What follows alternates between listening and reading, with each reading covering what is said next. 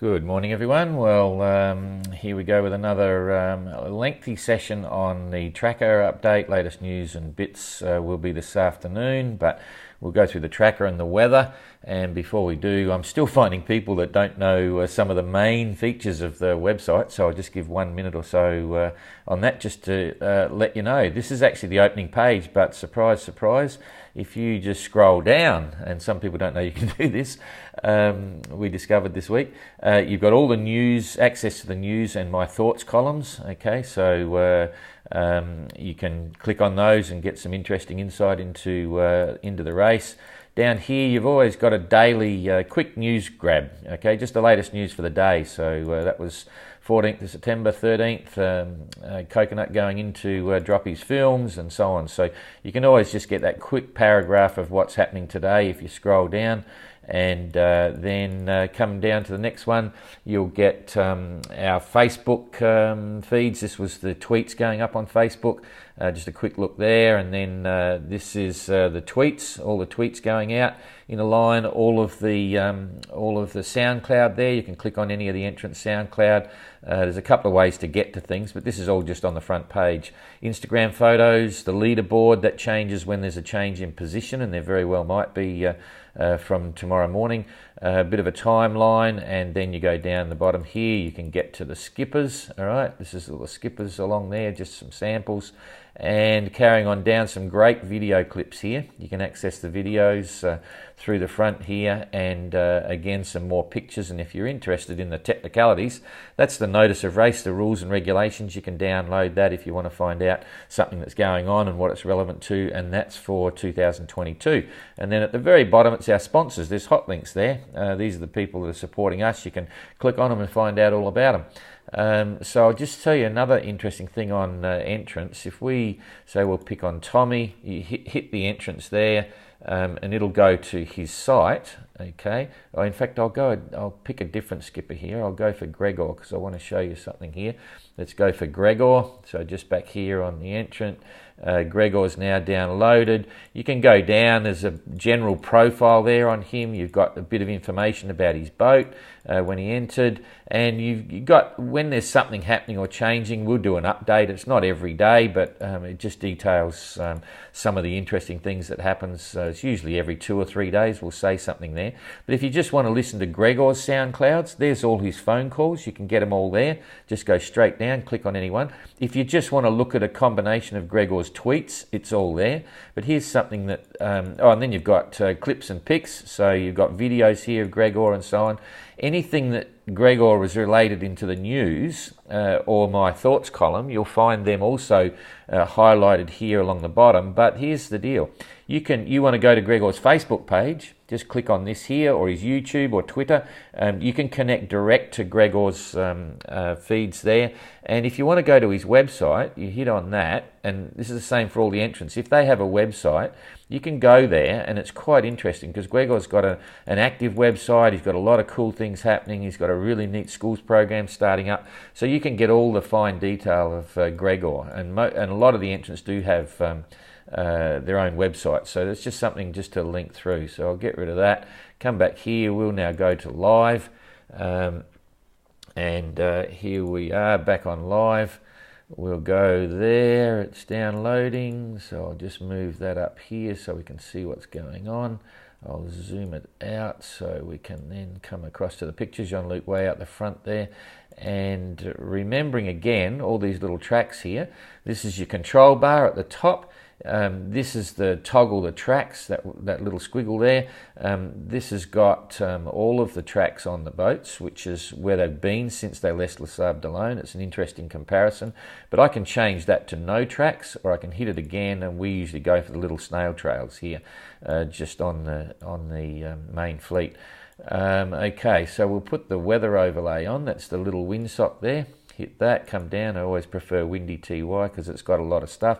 Someone brought up last week about Windy TY you can get even with nothing to do with the GGR. You just Google Windy TY if you're living in America or something like that, or if you're in Asia and you're looking at typhoons or whatever, and you can get all these same weather features and in fact more by using the Windy TY program. It's quite cool. Excuse me. Okay, so what have we got here at the moment? The first situation is Captain Coconut. We'll talk a bit more about this later, but he's right in on the coast. He says on the message that he's running down the 50-metre contour there. Loic has cut across the currents. We'll look at that in a minute, but he's doing okay. They've had a bit of wind during the night. He's making 7.1 knots at the moment. And what's that tell you? Yes, probably he's in a current, and you'll see he's getting a bit of a sleigh ride. Igor's done really well. He's shot way down south to get under the worst bit of the current that we warned him about, and now he's into the normal stream, so he's also sailing well, 5.4 knots. Bared away with this solid breezes they've had. They would have had 35 knots with that lot, and some reasonable seas, so he's making good progress. Isfan and Tapio are having great fun together down here. They know they're beside each other. Every now and then they're talking on VHF radio because they're that close. It's interesting here. They've got a little bit of light wind coming, so they've moved, or the heavy winds have moved away from them. And Istvan's now making 4.6, Tapio's doing 5 knots, so they're hanging in together. And Susie looks like she's having a nice time right now. She's making 5.7 knots, gentle southerly wind, if this is absolutely correct, because this is the borderline of the big winds. They had a bit of breeze during the night. She picked that up, and she's managed to ride that down, so she's made good progress and possibly pulled away a little bit from the two guys that are desperately trying to catch her. They're having their own little fun. They're talking on the radio occasionally as well.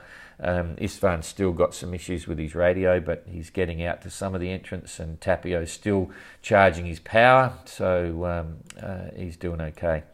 Moving along here a bit, this is where the fun starts. There's a couple of cool things going on in the middle fleet, the four boys here. And Mark's been, well, you can see they've got some pretty solid north-northwest winds, and that's been with them all night. They would have been getting 35s, gusting 40, some bigger seas. We'll look at that after as well. But anyway, Mark's actually managed to pull away about 20 miles or so during the night. This is fun. I've been watching these guys very closely in terms of the racing situation. They're all talking to each other on the radio. They know roughly where they are, and they know they're chasing each other. So anyway, Mark's Lats has put some speed on, and he's doing 6.8 at the moment, and he has pulled away a little bit from Gregor and Tommy, who have been gaining on him quite solidly over the last week, but he's now on his way again. Gregor, he's down a bit on, he's doing 5.5, so he's down a bit on speed with Mark, so Mark's going to continue to pull away. Abelish, 6.4 knots. Abelish has been making consistently good ground compared to the others over the last week. It's really obvious, especially in heavy weather. When the heavy weather's up, Tommy's been able to keep a substantial difference in speed. So whether he's trying harder or whether the heavy weather suits the boat more, it's a fuller boat. It's a little bit bigger boat in volume than the Biscay 36, for instance, and even the Rustlers is a big boat, as you know, but even though it's short. So Tommy's doing okay, and Uku down the back here, he's still in a bit of breeze. He's doing 5.4. I get the impression occasionally when Uku's in heavy weather, he's not pushing it as hard as the other guys. They're all very conservative. They're not being crazy. They know they've got a long way to go yet before they get home. But anyway, Uku's lost a little bit of ground to both Gregor and Tommy over the last week. Not a lot, just a little bit, but every bit counts if you're racing game. Jean-Luc enjoying the ride. He's still been making amazing speeds during the week. He's doing 6.8 at the moment, which suggests he's probably got a little bit more breeze than is showing on this one right now. This heavier area here is possibly extending over. And bearing in mind this position was back at 4 o'clock UTC, so that's 6 French time, and it's currently 9, so that's 3 hours ago, and this system's moving pretty well. You wouldn't want to be down here. There's a big blow down here, but there's the 40th parallel, and that's where we like them to be, and it's working okay right now. So if we put the toggles on this to get distances, we'll put one here. Where'd it go? Come on. There's one there. We'll put one here. So I'll put it on the transom of Jean-Luc, and I'll put this on the transom of Mark. There's currently 1,260 nautical miles between the two. Jean-Luc has been making consistently better speeds during the week, again, partially because of the weather, but occasionally I look at what's going on, and Jean-Luc's still going faster than what I think in the winds, so he's not backing off. He's got a long way to go to the finish. That's his plan. You know, people say, do you hope to win and all that sort of stuff, and he just says, I hope to finish, so he knows the game there. But that's a big break. You can see there's 2 weather systems. It's going to be very hard for these guys to jump to a new system. All things considered, yeah, Jean-Luc's way out front. This is then when it gets interesting down the back here. We'll just zoom in a bit so we can measure the distances more accurately. Remember, we're only measuring the distances east-west. It doesn't matter where they are north-south. That's the course, and that's where we want to go. So I'll put this on the transom of Mark, and then I'll bring this to the equivalent of Gregor, who's coming behind, and then just pull it up a bit so that they're now in line, roughly in line there, from there to there. And it says 178 nautical miles behind. So that's like a day and a half sailing for Gregor and Tommy, because they're right on top of each other. So Mark's pulled away a bit. At one stage, it was about 120 miles distance. So Mark's made some grounds in the last 36 hours. But here's the fun part: when you put one on, if you look at Tommy and Gregor, let's just separate them here. I'll put that on the bow of Tommy, and I'll put this on the bow of Gregor. There's about 13 miles difference between the two. Okay, so Tommy is closing rapidly on Gregor, and right now there's a speed difference of nearly 6.4. Tommy's moving 1 knot faster at the moment, and he's 12 knots behind. So by the end of today, these guys are going to be neck and neck, and you may well see Tommy pull into a podium position, which is 3rd place. So that's kind of cool, and it's in line with what we were saying in my thoughts column this week about the boats. Forget about the sailors and their preparation, but it's not just the boats, it's the total package. All these guys are sailing really well, but there's some fun going on there for sure. If we zoom back again here, bring these to, I'll just cancel that and bring the measures up after. What have we got between Susie and the boys at the back there? And also, let's go the other way first. How far is Susie behind? I've lost my other pointer here. I'll just pull that again. Come back for a pointer here. Come on, there's one, and then we'll do another one. Okay, so let's go Uku. We'll go Uku to Susie. Okay, 760 miles. Okay, and as these systems roll through, they do separate. It's a big challenge for this rear group to catch up to the middle group even, but not impossible. There's a long way around the world. Certainly when they get to the Atlantic, that's very possible. You know, that'll be a bit more tactical back then, so it's not all over. Don't despair. Susie's in the hunt, and she's sailing really well. You know, when you look at what she's doing with the weather she's getting, she's sailing well. The boat's in good condition. In fact, I'm happy to say that all the boats at the moment, Jean-Luc's good. These guys are all good. Tommy's got a little leak. That's not a problem. Susie's sounding great. The boat's good. Istvan and Tapio, they're looking okay. Tapio's boat as a sailboat is fantastic. He's just lacking a bit of power, but that's not going to stop him from making progress. He'll go dark ship if he has to and just sail the way Robin did back in 1968. So all of the boats are in a sound condition at the moment.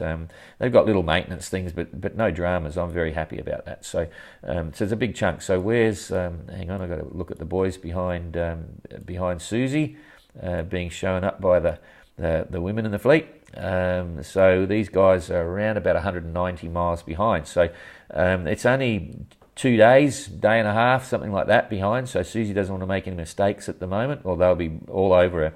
And coming down the back here, Igor is about 650 miles behind Susie. Loic's been doing really well since he left Cape Town, sailing consistently and making the most of the weather. We haven't heard from him yet. He hasn't sent us any text messages or phoned or anything. And I think that's a fact of when he came out, he had a lot on the go. He had plenty of solid winds, so he'd be concentrating on settling the boat down. But we would expect to hear from him today. We're not chasing him at the moment because I know what it's like when you first set off. You tend to get a little bit busy. So now let's just look at the currents. We'll go here and just go windy again. Oh, we got windy, sorry. Come down here to currents, and we'll see what's been going on here with the guys. They've they've read it pretty well, because if we zoom in here, and if I go to the tracks, I'll toggle the tracks, okay, so I think you can see what's happened here. Oh, you can't follow Igor's track very well because it's a dark brown, but he came down, excuse me, came down here and he crossed that one there. So we told him where this was. This was a navigation alert, and he basically sailed south. He cut this bit at 90 degrees. He didn't have huge winds this way, so the sea wouldn't be too bad. He's come across, hooked up into this bit of a ride here, cut that at 90 degrees, and he's on his way. He's out of the trouble spot. Looks like Loic looked at all this online before he left, picked a waypoint right here to cut through. This is absolutely perfect. He did his navigation here really well. He's cut through the weakest part of the Mainagulla stream, okay, and he's now hooked into this one here, right? So because this current highway doesn't change much over a week. Okay, and he's seen this before he's left Cape Town, plotted it on a sail plan on his chart, and he's now making the most of it. So he's doing 7.1 knots, and he'll probably ride this out straight through there, and then he's on his own again when he gets here. So he's done particularly well. This is an interesting one now. Oops, I've just zoomed up too much. Mark Sinclair, crikey, says a few people say, what the hell is Mark doing? Yes, he is going on a scenic tour of the Cape here. He's sailing close inshore. Now remember I told you if you click on this little globe here, you can get map types. So I'm going to change it over to Navionics charts now. This is actually a navigation chart, exactly as you'd have in your boat if you were navigating. Here's Mark over here. He doesn't have this, but he's got a paper chart which says pretty much the same thing. And if I keep zooming in, you'll see how close he's been to the coast here. He says he's running down the, I'll just drop back one more time, says he's running down the 50th contour, but here he is. This is his track coming along the coast, looking at all the lighthouses, bits and pieces, and this is where he is 3 hours ago. So if we put the distance measuring tool in, I can tell you exactly how far he is offshore at the moment. He is, right now, he's 7 miles offshore, but yesterday, if we move them along, he was coming into within about 2 or 3 miles of the coast, enjoying the ride, enjoying the scenery. Here he is. Here he's like less than a mile off the coast. Here he is on the bit there. Yeah, he's only a couple of miles off. So he's going. And why is he doing this? All right. You've got to ask yourself, because if I now go straight for the wind, I can't do it on this Navionics. But anyway, this is just showing you what he's doing. He's coming in close, so I'll zoom. I'll go back to satellite image. There he is, enjoying the picturesque coastline. I'll zoom it back one, okay, and then I'll put the windy on. Hang on, why can't, here we go, put windy on. All right, so here he is here, but we're on current at the moment. I'll zoom back this, look at this. This is why people are questioning where he is, and we've got a double overlay here. I've got to kick this in again, sorry. I just want to show you the tactical decision that Mark's had to make to get where he is. I'll come down here again. We're overloading the system. I'll just go back to Mark, come across here, zoom in again, and you can see this is where people are questioning what he's doing. So put the wind on, we should be on current still. That's wind. So he's got a following breeze anyway, and there's going to be calms. But here's the big one. We go to the current. See this current highway here? Mark's coming down here. He's going to have to cross this. So that's what he's planning to do. You have two options when you do this stuff. You either decide to come down south and get under it this way, or he's planning, obviously, he looked at this, he knows this is where the Gullis Current comes. We haven't told him any of this yet. He's planning coming down here somewhere, and he'll cut it across that way and then come down. It can be tricky, I've got to tell you. This is the big danger point here for all boats. Anyone coming down knows they've got to try and get around these currents, and who knows what's going to happen if we go back to the wind and see what the projected forecasts are now. So he'll be there in a couple of days. That's a better view up here. If we go through here till tomorrow, no wind, so he's going to stop there. He might decide to motor through some of that, but I doubt it. Next day, he's got following breezes here, but there's some headwinds here, which are going to interact with the tailwinds that might interact with the current. So we'll go through there. Bingo. This is not looking good for Mark because this is in 17th. It's in 2 days' time, right when he's going to be there. So this will be something to watch as we move forward. For the rest of the fleet, we'll just come back to today's weather, so we can see everyone. So we've got Igor here. I'll take that out of the way. Igor and what have we got? The middle fleet. I can pull them in a bit, I think. Nope, I need to zoom down one more. All right, so we've got Igor, Loic, we've got the tail enders here, Isvan, that's our group, and then these are the middle groups. We'll forget Jean-Luc at the moment. That's today's weather, so you can see they've all got good breezes. Okay, we'll pull it forward 1 day to the 16th. Bang. All gets very light again. These guys, Susie's going to slow down everything. It's not a lot happening there, very unstable, not much wind. The middle fleet are okay. They've got a little hole there, but they should be okay. But it might give Gregor a chance to catch up because the hole tends to be up a little bit higher. So they'll keep moving. Go for now, have a quick peek at Jean-Luc. Plenty of breezes, nice breezes. He'll be loving it. He's not slowing down at all there. That's 1 day. We come up another day ahead. All of a sudden, they've got some big northerly winds coming down the back here, so they'll go from calm to solid moving again. So that'll slow them down for about 12 hours before this hits. Loic is going to be flying along again, tail enders, so no big headwinds. They'll be liking that. You've just got to be ready for this with the Southern Ocean. This is pretty solid. That's going to be 35, 40, gusting 45. Fortunately, the seas don't build up from a northerly direction. There'll be a consistent ground swell, like an ongoing swell from the southwesterly direction, westerly, but it doesn't get huge northerly swells or anything, so that's okay. The middle fleet here, they're going to get lighter winds for sure, so that'll be causing a bit of a frustration. Let's go forward a little bit, and you can see it moving. They're getting chased up, so they're only going to slow down a little bit, and then they're going to get the strong northerlies usually before it travels to the west. So that's the 19th, that's 4 days ahead, and there we go. This is where it's going to get fun. These guys can't get away from this. If this holds, and that's 5 days ahead, anything could happen with this in 5 days. It could get worse, it could get lighter, but these are 50, 60 knot winds here, and reasonably big seas because it's come up. If I go backwards a little bit, you'll see it's coming up from the bottom here, but it's going through fast. So if I go back again and see it coming, and it's only a small system. It's not it's pretty big, but it's not like a huge one like this one back here that's coming up.